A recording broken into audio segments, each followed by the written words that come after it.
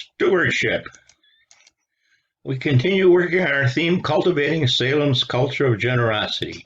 Salem is a generous place with many generous people contributing to some of the wonderful programs we have here at Salem and the church at large around the world.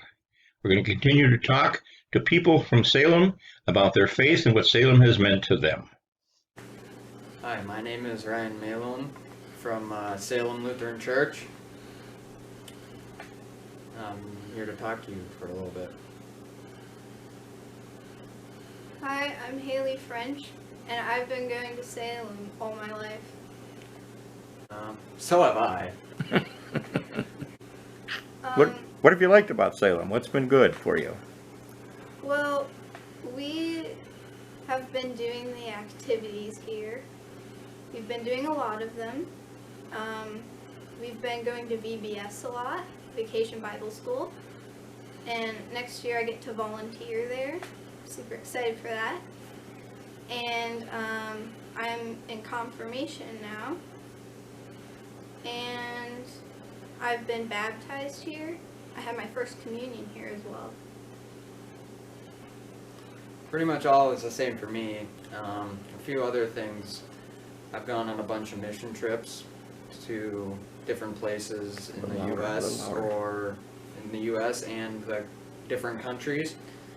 And I thought those were really fun because I got to see new places that I hadn't seen before. It helped me make special connections with different people, and it helped me create a family here at Salem. And yeah. Being at Salem, it's like having a second family, and it just being here helps us be more connected with God. I know that if I'm struggling with something, I can talk to him. And before I really didn't. So it has helped me a lot. I'm more comfortable doing that. So When I have trouble in something, like if it's a test or just being stuck, I can rely on God being there with me. And being at church, I can have the other people here as well. well, we used to do lock-ins. Those were pretty fun. Because I'm more of a night person, so it was pretty fun because I got to stay up all night without anybody telling me I had to go to bed. But I thought that was pretty fun, and I got to play games with a bunch of different people that you normally don't get to. So Okay. They had parents' night out here, and like all the little kids would be in this room, and we would just play games and have fun with each other. And I met some of my friends here too. How about the mission trip? Where did you go on your mission trip? I don't remember exactly when it was, but the first one that I went on was to Chicago, and it was a big city. And I just like sightseeing and seeing different things. And a few years later, we went to New York, and both those trips I went with one or two of my cousins. So I knew somebody, but I also made other friends. And then more recently, I went to Guatemala. It's a totally different country. I'd never been outside of this country until then. And I take Spanish in school, but I wasn't as advanced, so it's hard for me to pick up on like exactly what they're saying. I could pick up a few words, but other than that, it was pretty fun. Just going different places and seeing new things. It's kind of what I like to do. And seeing God's work in other places. Yeah. I mean, it's cool. You know, what's going on. Thank you, Ryan and Haley. Appreciate your being with us. We now reflect on ways that we can continue cultivating Salem's culture of generosity. Sunday is Intent Sunday. We'd like to have you bring in the card that we mailed you, your intent card. After prayerful consideration, and in the spirit of generosity, mail it in, drop it off at the office mailbox, or email your intention into the office so we can use that information as we look forward to planning our budget for the coming year. Thank you very much for your spirit of generosity. Good evening, friends at Salem. It is Monday night. 'Twas the night before election, when all through the house not a creature was stirring for fear of the vote. The ballots were hung by the chimney to burn in hopes their candidate would take their turn. The children were nestled snug in their beds while TV stayed on, hoping for blues and reds. And Mama, overjoyed over a nightcap, relieved no more ads are on tap. Well, I suppose I could have done that a little bit better and taken a little bit more time. Thought I'd have a little fun before the fireworks start tomorrow. Of course, you'll be listening to this tomorrow, but the final votes, of course, will not be in.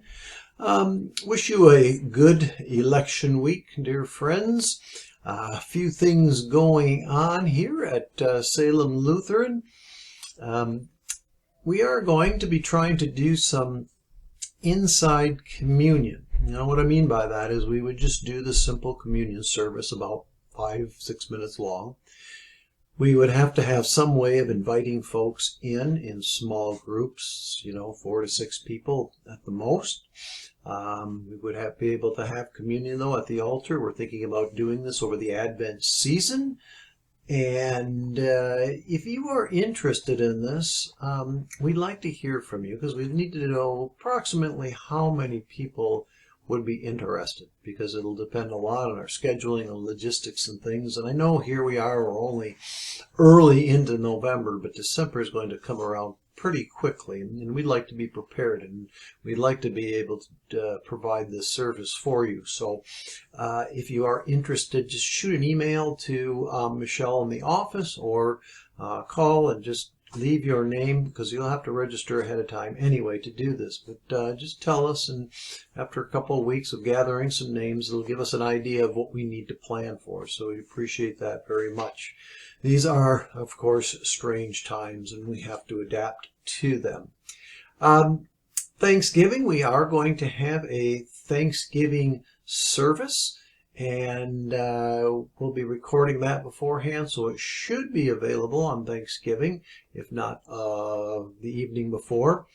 I know that's normally when we have the service, but because of recording, this is not always easy to get things put together at the right time. We're hoping to have that done and ready for you in the evening. We'll just have to see how that goes, but I'd like to know what you're thankful for. It's always been a tradition in congregations I've served. We would usually do this the evening of the service and ask people what they're thankful for, and simply just write that out on a card, and we'd use that in our prayers. I'd like to tell us what you are thankful for, and hope that maybe we can get some responses, and we'll share those with the folks there. So we've been working on our stewardship drive, and we are cultivating Salem's culture of generosity, and we're receiving your intent cards. I want to tell you thank you very much for sending them in. We appreciate that very much. Does a couple of things. It helps us plan the upcoming budget for the next year. It's sometimes difficult to predict a budget. A lot of times we use past history to help determine that, but we don't have a lot of past history here for pandemic times, so it's a bit of more of a struggle here to figure out how we're going to move ahead and predict a good budget for the upcoming year. So your intent cards really are helpful in that. So we appreciate that very much.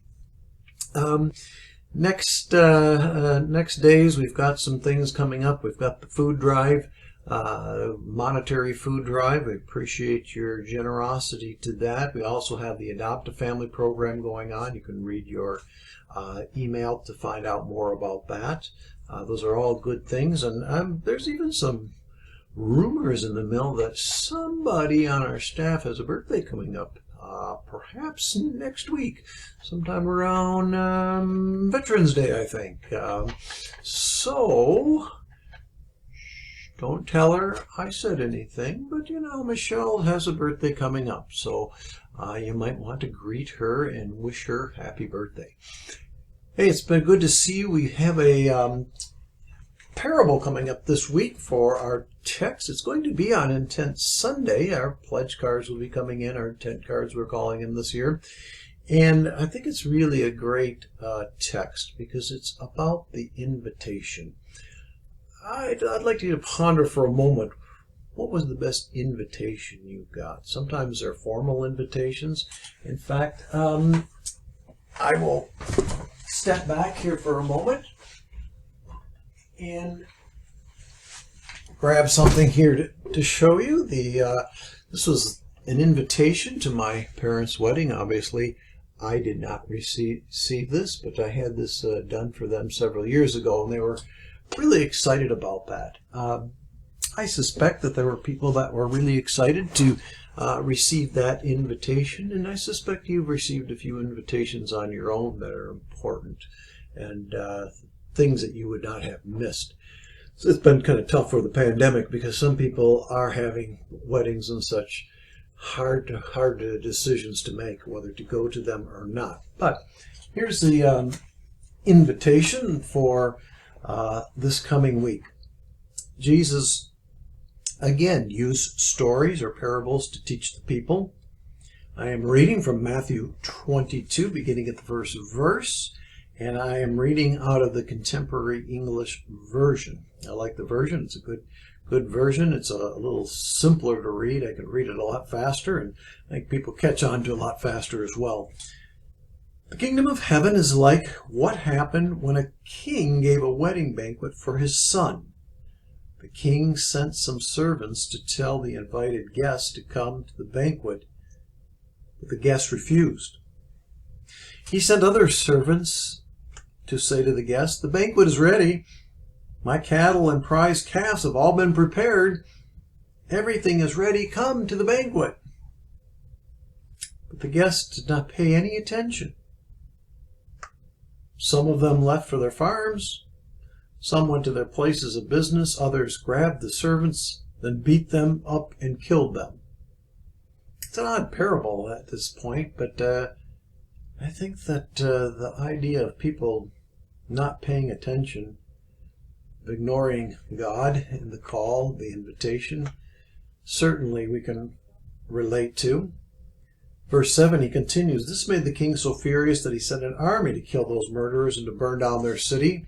And then he said to his servants, 'It is time for the wedding banquet, and the invited guests don't deserve to come.